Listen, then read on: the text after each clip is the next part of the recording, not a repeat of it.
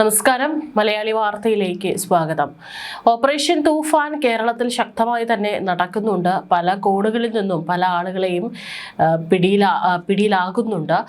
കഴിഞ്ഞ ദിവസം 3 അധ്യാപികമാർ അറസ്റ്റിലായ വിവരം ഏറെ ഞെട്ടലോടെയാണ് നമ്മൾ കേട്ടത്. കാരണം വിദ്യാഭ്യാസിച്ച് നൽകേണ്ട വിദ്യാർത്ഥികൾക്ക് അറിവും വെളിച്ചവും പകരേണ്ട അധ്യാപികമാർ തന്നെയാണ് ഇത്തരത്തിൽ ലഹരി നുണഞ്ഞ് അതിൻ്റെ ഒരു ഇടനിലക്കാരായി നമ്മുടെ സമൂഹത്തിൽ ജീവിക്കുന്നുണ്ട് എന്നുള്ള വാർത്ത നമ്മൾ കേട്ടത്.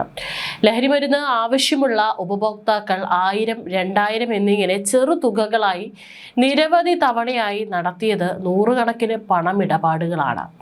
വടകരയിൽ അധ്യാപികമാർ ഉൾപ്പെടെ പിടിയിലായ MDMA പണമിടപാട് കേസിന് പിന്നിൽ ലഹരി ഉപഭോക്താക്കളായ നിരവധി പേർ അടങ്ങുന്ന ഒരു കൂറ്റൻ ശൃംഖല തന്നെ ഉണ്ടെന്നാണ് പോലീസിന് ലഭിക്കുന്ന ഞെട്ടിക്കുന്ന വിവരം. ഉപഭോക്താക്കളെ ലഹരി വിൽപ്പനയുടെ കാരിയർമാരാക്കി മാറ്റി യഥാർത്ഥ സൂത്രധാരന്മാർ കാണാമറയത്ത് തുടരുന്ന രീതിയാണ് ഇവിടെ വന്നിട്ടുള്ളത്. അതായത് ഈ ലഹരി ചോദിച്ചുകൊണ്ട് വരുന്ന ആളുകളെ തന്നെയാണ് ഇവർ കരിയർമാരാക്കി ഉപയോഗിക്കുന്നത്. അതായത് ഏതെങ്കിലും തരത്തിൽ ഈ ഉപഭോക്താക്കൾ പിടിയിലാകുമ്പോൾ ഇവർ ഒരു കരിയറായി പ്രവർത്തിച്ചിരുന്നു എന്നുള്ളതിന് യാതൊരു തെളിവും അവിടെ ഉണ്ടാകില്ല. ആ ഒരു രീതിയാണ് ഇവർ പിന്തുടർന്നു വന്നിരുന്നത്. കേസിൽ ആഴത്തിലുള്ള അന്വേഷണം നടന്നാൽ മാത്രമേ ലഹരി മാഫിയയുടെ മുഴുവൻ പ്രതികളെയും നിയമത്തിന് മുന്നിൽ എത്തിക്കാൻ കഴിയൂ എന്ന വിലയിരുത്തലാണ് അന്വേഷണ സംഘം. കേസിലെ പ്രതികളുടെ ബാങ്ക് അക്കൗണ്ടുകൾ പരിശോധിച്ച പോലീസിനെ ഞെട്ടിക്കുന്ന കണക്കുകളാണ് ലഭിച്ചിട്ടുള്ളത്. വെറും 6 മാസത്തിനിടെ പ്രതികളുടെ ബാങ്ക് അക്കൗണ്ടുകളിലൂടെ 2 കോടിയോളം രൂപയുടെ സാമ്പത്തിക ഇടപാടുകളാണ് നടന്നിട്ടുള്ളത്. ലഹരി വാങ്ങുന്നതിനായി വിവിധ ഭാഗങ്ങളിൽ നിന്നുള്ള ആളുകൾ QR കോഡ് വഴിയും UPI വഴിയും കൈമാറിയ പണമാണിതെന്ന് പോലീസ് സ്ഥിരീകരിച്ചിട്ടുണ്ട്. കണ്ണൂർ DIG കാർത്തിക്കിന്റെ നേതൃത്വത്തിലാണ് അന്വേഷണം നടക്കുന്നത്. റൂറൽ SP മെറിറ്റ് ജോസഫാണ് ഈ ലഹരി മാഫിയയിലെ നിർണായക കണ്ടെത്തലുകളിലേക്ക് അന്വേഷണത്തെ എത്തിച്ചത്. കേസിൽ പിടിയിലായി നിലവിൽ റിമാൻഡിൽ കഴിയുന്ന പേരാമ്പ്ര BRCയിലെ സ്പെഷ്യലിസ്റ്റ് അധ്യാപികമാരായ Keerthana, Kavya, trainer Neeshma, delivery boy Jijin Kuriakose എന്നിവരെയും കസ്റ്റഡിയിൽ വാങ്ങി ഒരുമിച്ചിരുത്തി ചോദ്യം ചെയ്യാനാണ് പോലീസിന്റെ തീരുമാനം. ഇതിനായി വടകര പോലീസ് കോടതിയിൽ ഉടൻ കസ്റ്റഡി അപേക്ഷ സമർപ്പിക്കും. പ്രതികളുടെ അക്കൗണ്ടുകളിലേക്ക് ഒഴുകിയെത്തിയ പണം എങ്ങോട്ടേക്കാണ് പോയതെന്ന് വ്യക്തമായ തെളിവ് ശേഖരിക്കാനാണ് ഈ ചോദ്യം ചെയ്യൽ. മാത്രമല്ല, ഇവർക്ക് മറ്റ് അക്കൗണ്ടുകൾ ഉണ്ടായിരുന്നു എന്നുള്ളത് കൂടി വിശദമായി പോലീസ് അന്വേഷിച്ചു വരുന്നു. പ്രതികളായ അധ്യാപികമാർ മൂവരും ഉറ്റ സുഹൃത്തുക്കളാണ്. പ്രതിയായ നീഷ്മയുടെ വീട്ടിൽ പലതവണയായി 3 പേരെയും ഒരുമിച്ച് കണ്ടതായും നാട്ടുകാരും മൊഴി നൽകിയിട്ടുണ്ട്. കേവലം അധ്യാപനം എന്ന ജോലിക്ക് അപ്പുറത്തേക്ക് ലഹരി ശൃംഖലയിലെ പ്രധാന ഏജന്റുമാരായി ഇവർ എങ്ങനെ മാറി എന്നത് സംബന്ധിച്ചും വിശദമായ അന്വേഷണമാണ് നടക്കുന്നത്.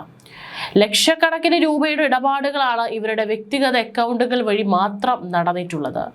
കേസിലെ മറ്റു പ്രതിയായ ജിജിൻ കുര്യാക്കോസിന്റെ അക്കൗണ്ടിലൂടെ മാത്രം 6 മാസത്തിനിടെ 1 കോടിയിൽ പരം രൂപയുടെ ഇടപാടുകൾ നടന്നിട്ടുണ്ടെന്ന് പോലീസ് കണ്ടെത്തി. ലഹരി ഉപഭോക്താക്കളിൽ നിന്ന് ജിജിന്റെ അക്കൗണ്ടിലേക്ക് എത്തിയ ഈ ഭീമമായ തുക പിന്നീട് ലഹരി കടത്തിന്റെ യഥാർത്ഥ തലച്ചോറായി പ്രവർത്തിക്കുന്ന പ്രധാന വ്യക്തിയുടെ അക്കൗണ്ടിലേക്ക് കൈമാറിയതായാണ് സൂചന. പ്രധാന പ്രതിയെക്കുറിച്ചുള്ള സുപ്രധാന വിവരങ്ങൾ പോലീസിന് ഇതിനോടകം ലഭിച്ചിട്ടുണ്ട്. അറസ്റ്റിലായ അധ്യാപികമാരുടെ ബാങ്ക് അക്കൗണ്ടുകൾ വഴിയും 50 ലക്ഷത്തിൽ പരം രൂപയുടെ വിനിമയം നടന്നിട്ടുണ്ടെന്നും കണ്ടെത്തിയിട്ടുണ്ട്. ലഹരി മരുന്ന് സംഘങ്ങൾക്ക് വേണ്ടി പണം വെളുപ്പിക്കാനും ഏജന്റുമാർക്ക് പണം കൈമാറാനും അധ്യാപികമാർ തങ്ങളുടെ അക്കൗണ്ടുകൾ വിട്ടു നൽകുകയായിരുന്നു എന്നാണ് കരുതപ്പെടുന്നത്. പണത്തിന്റെ സ്രോതസ്സും അതിനെ നൽകിയ MDMAയുടെ അളവ് കണ്ടെത്താൻ ബാങ്ക് സ്റ്റേറ്റ്മെന്റുകൾ വിശദമായി പരിശോധിക്കുകയാണ്. ചെറിയ തുകകളായി നടന്നിട്ടുള്ള നൂറുകണക്കിന് ഇടപാടുകൾ വ്യക്തമാക്കുന്നത് ഈ ശൃംഖല സമൂഹത്തിന്റെ താഴെ തട്ടിലേക്ക് വരെ പടർന്ന് പന്തലിച്ചിട്ടുണ്ടെന്നാണ്. കോളേജ് വിദ്യാർത്ഥികൾ, ചെറുപ്പക്കാർ, IT ജീവനക്കാർ എന്നിവരാണ് ഇത്തരത്തിൽ 1000, 2000 രൂപ നിരക്കിൽ പണം അയച്ചിട്ടുള്ളതെന്നാണ് നിഗമനം. ഈ അക്കൗണ്ട് ഉടമകളെ കേന്ദ്രീകരിച്ചും വരും ദിവസങ്ങളിൽ അന്വേഷണം വ്യാപിപ്പിക്കും. സാധാരണ ലഹരി കേസുകളിൽ കരിയർമാരും ചെറിയ ഏജന്റുമാരും മാത്രമാണ് പോലീസിന്റെ വലയിലാകാറുള്ളത്. എന്നാൽ ഇവിടെ ഉപഭോക്താക്കളെ തന്നെ ലഹരി വിൽപ്പനയിലെ കണ്ണികളാക്കി മാറ്റുന്ന തന്ത്രമാണ് യഥാർത്ഥ പ്രതികൾ പയറ്റിയത്.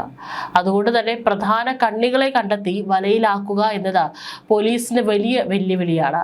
പെൺകുട്ടികളെയും അധ്യാപികമാരെയും മുന്നിൽ നിർത്തി അന്വേഷണ ഏജൻസികളുടെ കണ്ണ് വെട്ടിച്ച് ലഹരി വ്യാപാരം നടത്താൻ കണ്ടെത്താനാണ് ലഹരി മാഫിയ പദ്ധതിയിട്ടത്. പരിശോധനകളിൽ സംശയം തോന്നാതിരിക്കാൻ ഇവർ കൈക്കൊണ്ട രീതികൾ അന്വേഷണ സംഘത്തെ പോലും ഞെട്ടിച്ചിട്ടുണ്ട്. ഇതിനു പിന്നിൽ പ്രവർത്തിച്ച വൻതോതിലുള്ള അന്തർ സംസ്ഥാന ലഹരി റാക്കറ്റുകളിലേക്ക് അന്വേഷണം നീളുമെന്നാണ് സൂചന. വടകര ഡിവൈഎസ്പിയുടെ നേതൃത്വത്തിലുള്ള പ്രത്യേക അന്വേഷണ സംഘമാണ് കേസ് അന്വേഷിക്കുന്നത്. പ്രതികളെ കസ്റ്റഡിയിൽ കിട്ടുന്നതോടെ വരും ദിവസങ്ങളിൽ കൂടുതൽ അറസ്റ്റുകൾ ഉണ്ടാകുമെന്നാണ് സൂചന. അധ്യാപികമാരിൽ നിന്ന് ലഭിക്കുന്ന വിവരങ്ങളുടെ അടിസ്ഥാനത്തിൽ ലഹരിയുടെ പ്രധാന ഉറവിടം കണ്ടെത്താനുള്ള തിരച്ചിൽ പോലീസ് ഊർജിതമാക്കിയിട്ടുണ്ട്. ലഹരി കടത്തും ഉപയോഗവും തടയുന്നതിനായി സംസ്ഥാന പോലീസ് ആരംഭിച്ച ഓപ്പറേഷൻ തൂഫാന്റെ ഭാഗമായി സംസ്ഥാനത്തെ സെൻട്രൽ ജയിലുകളിലും മിന്നൽ പരിശോധന നടത്തി. തിരുവനന്തപുരം, വിയ്യൂർ, കണ്ണൂർ സെൻട്രൽ ജയിലുകളിലായിരുന്നു ഇന്നലെ രാത്രി മുതൽ ഇന്ന് പുലർച്ചെ വരെ പരിശോധന നടന്നത്. പരിശോധനയിൽ തിരുവനന്തപുരം സെൻട്രൽ ജയിലിൽ നിന്ന് കഞ്ചാവ് പിടികൂടിയതായി അധികൃതർ അറിയിച്ചു. കഞ്ചാവ് ആരുടെ കൈവശമായിരുന്നു, ജയിലിനുള്ളിൽ എത്തിയത് എങ്ങനെയാണ് എന്നതുൾപ്പെടെയുള്ള കാര്യങ്ങളിൽ അന്വേഷണം പുരോഗമിക്കുകയാണ്. ഓപ്പറേഷൻ തൂഫാന്റെ ഭാഗമായി ലഹരി വസ്തുക്കളുടെ ഉറവിടം കണ്ടെത്തുകയാണ് ലക്ഷ്യമെന്നും അധികൃതർ വ്യക്തമാക്കി. പിടിച്ചെടുത്ത കഞ്ചാവുമായി ബന്ധപ്പെട്ട് തടവുകാരെയും മറ്റ് സംശയാസ്പദരെയും വിശദമായി ചോദ്യം ചെയ്യും. ഉദ്യോഗസ്ഥരുടെ സഹായമോ പുറത്തുനിന്നുള്ള ശൃംഖലയോ ഉണ്ടായിട്ടുണ്ടോ എന്നും പരിശോധിക്കും. മറ്റ് സെൻട്രൽ ജയിലുകളിലെ പരിശോധനയുടെ പൂർണ്ണ വിവരങ്ങൾ ശേഖരിച്ചു വരികയാണെന്നും വരും ദിവസങ്ങളിലും സംസ്ഥാനത്തെ കൂടുതൽ ജയിലുകളിൽ സമാന പരിശോധനകൾ നടത്താൻ സാധ്യതയുണ്ടെന്നും അധികൃതർ അറിയിച്ചിട്ടുണ്ട്. അതായത് നമ്മുടെ സംസ്ഥാനത്തെ ജയിലുകളിൽ വരെ ഇത്തരത്തിലുള്ള ലഹരി എത്തുന്നുണ്ട് എന്നുള്ളതാണ്. അതീവ സുരക്ഷാ പ്രാധാന്യമുള്ള സ്ഥലങ്ങളാണ് ജയിലുകൾ. അവിടെ കാവൽ നിൽക്കുന്ന ഇത്രയധികം പോലീസുകാരുടെ കണ്ണ് വെട്ടിച്ച് എങ്ങനെയാണ് ജയിലറയ്ക്കുള്ളിൽ ഈ പ്രതികളുടെ കയ്യിൽ ഈ ലഹരി എത്തുന്നത് എന്നുള്ളത് വിശദമായി പരിശോധിക്കേണ്ടിയിരിക്കുന്നു. ഇതിനൊത്താശ ചെയ്ത് നൽകുന്ന ജയിൽ ഉദ്യോഗസ്ഥരുണ്ടെങ്കിൽ തീർച്ചയായിട്ടും അവർക്കെതിരെയും നടപടിയെടുക്കേണ്ടത് അനിവാര്യമാണ്.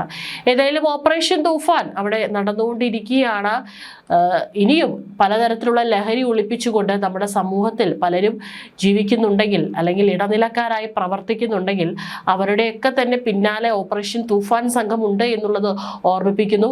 ഇന്നല്ലെങ്കിൽ നാളെ അവരുടെ കയ്യിൽ വിലങ്ങ് വീണിരിക്കും. അതിനുള്ള പ്രവർത്തനങ്ങളാണ് ഓപ്പറേഷൻ തൂഫാൻ ഭാഗമായിട്ട് നമ്മുടെ സംസ്ഥാനത്ത് നടന്നുകൊണ്ടിരിക്കുന്നത്.